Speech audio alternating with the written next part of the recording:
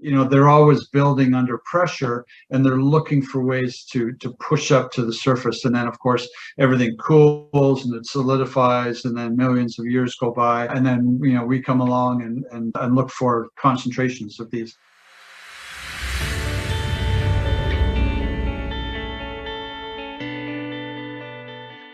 This whole interview series is for basic education of what mining is, what exploration is, what's happening in Canada, especially in mining sector, and for European viewers of ours to understand. So Bob, I'll touch a little bit of the technical part here, because I was looking at your presentation that you guys are looking for district scale gold.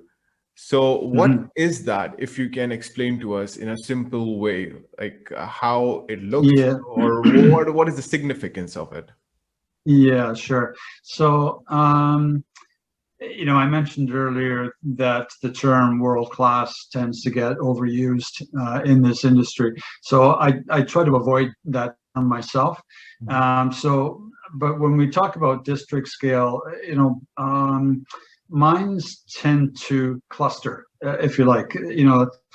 The mine, or a series of mine mineralization in the Earth's crust, is the result of processes. If people think in terms of like a volcano or something like that, where you have this big magma chamber at depth, and it's sort of driving up towards the surface and exploding and all this kind of thing.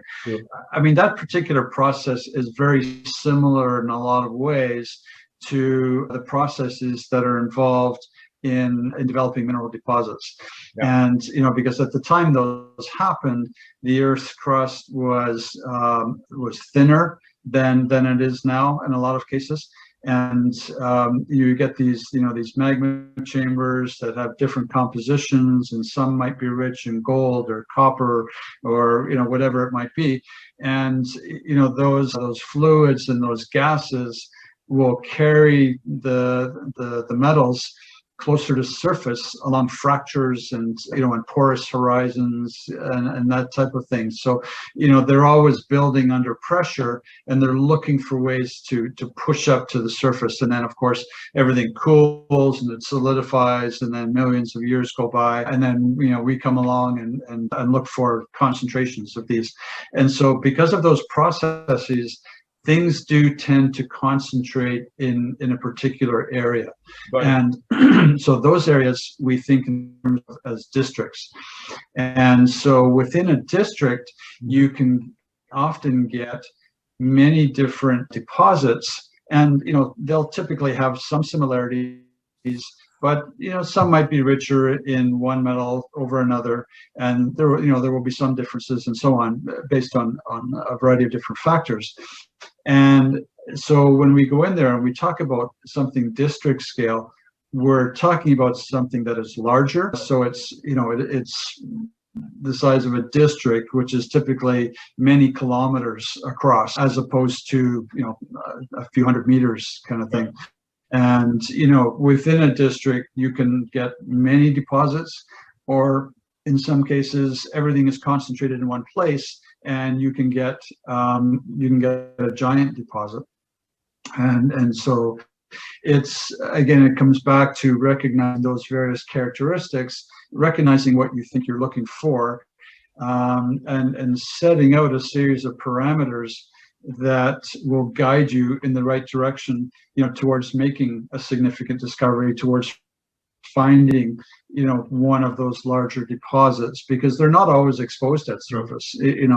The easy ones have been found in most cases. The harder ones are the ones that are buried at some depth, and we have a series of different types of processes or methods to look for these things, where we can use what we call geochemistry, which is, the chemistry of the rocks, or geophysics, which is measuring the different physical parameters of the rocks, and bringing all these methods together, interpreting them, overlaying them, and then, even to the point where there are companies now that are developing artificial intelligence, AI systems, to do all of that.